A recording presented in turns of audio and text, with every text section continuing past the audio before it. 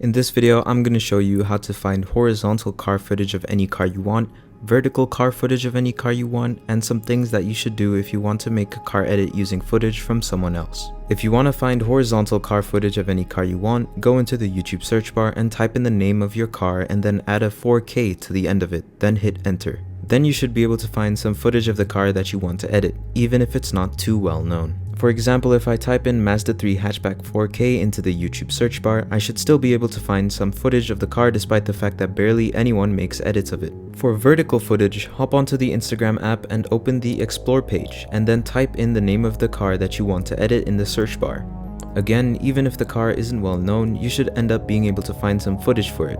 When you make edits using someone else's footage, it's very important that you make a copyright disclaimer and a fair use disclaimer, meaning you have to outline the fact that the footage you use isn't owned by you.